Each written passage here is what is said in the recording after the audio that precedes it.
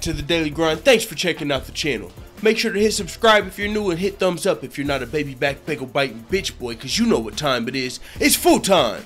MMA. Back to betting on the fights with fake money, where we walk into the casino and we take counter. No, just oh, I might have to do that every time, you guys. I might have to. No, what we do here, if you're new, if you're not, fast forward a little bit.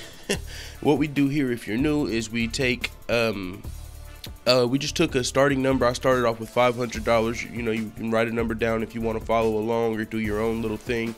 We started off with $500 on a piece of paper because, for one, where I'm at, I don't think you can bet on the fights, and for two, I'm broke as fuck. So with that being said, you can still have fun on the fights by pretending you have, you know, give yourself a bankroll. Say $500, that way it actually means something. Don't just give yourself infinite money or it's not going to mean anything. Give yourself a realistic number. I started off with $500, and what that means is it's a win-win. If you fucking win, you know, you can watch your bankroll increase, and then if you're very successful at it, hey, who knows, you can start actually betting on fights because you know you'll be successful.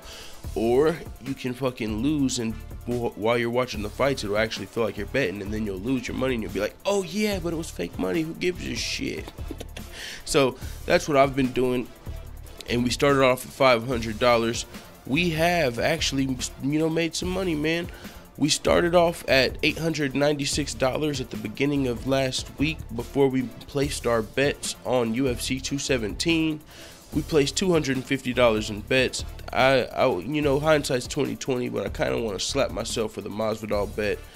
I don't know, it just really doesn't make sense. If I felt like if it was going to decision, it was going to be Wonderboy, even though Wonderboy just won the fight, and Masvidal. I don't know why, just because his skills, sometimes I forget that he's actually a lightweight. But it takes a fight like Wonderboy to come in there and remind me that, you know, Masvidal used to fight at lightweight, and it just was a bad style matchup for Masvidal. He's a striker, Thompson's a counter striker. I mean, I just don't even understand why I made the prediction, let alone the bet. But I did it because I'm rolling with Masvidal. That was one of my favorite fighters. He still is one of my favorite fighters, but that's why I made the bet.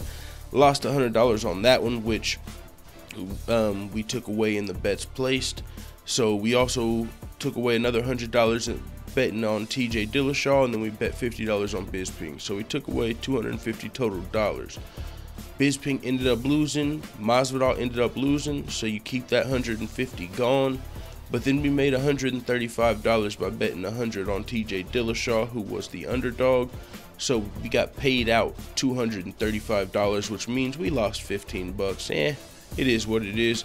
Pretty uneventful, wasn't a huge loss, wasn't a huge win, but UFC 270, I mean, the card was stacked. I mean, it's kind of hard to really, I mean, even Joanna lost. Come on, you know how many people probably would have bet the rest of the bankroll on Joanna just thinking it was free money and just got wiped out? Like, that's crazy. There were some crazy upsets on this card. Every champion lost their belt, so I'm happy with only losing 15 bucks. Some people were like, oh yeah, bro, you could have did better predictions flipping a coin.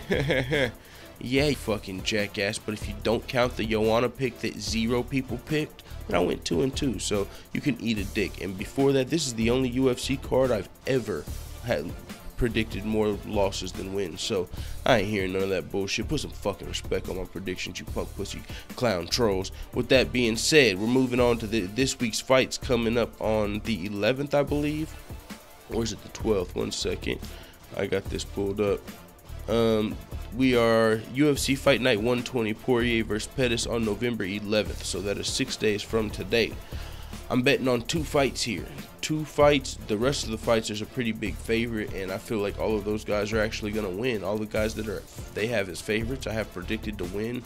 So the 2 that are toss-ups, or not, you know, the 2 that are a lot closer, you know, pretty much pick'ems, Poirier versus Pettis and Joe Lozon versus Clay Guida. I'm going to bet $150 a piece on the guys that I predicted to win. Dustin Poirier is actually a small underdog. Joe Lozon's that's actually a pick'em. Neither one of those guys are technically an underdog. So 150 on Lozon, 150 on Poirier. And with that being said, we're going down to $581. Even, you know, if we lose both of these bets, we'll still have $581 left. And if we win, we win. So with that being said, it is what it is. Let the full-time family know what the fuck you talking about in the comments. And keep me updated on what, if I know a couple of you guys got these bankrolls going on. Let me know how you're doing, man. How's your stack looking? Have you had to go back to the ATM or what? All right, man, I'm out.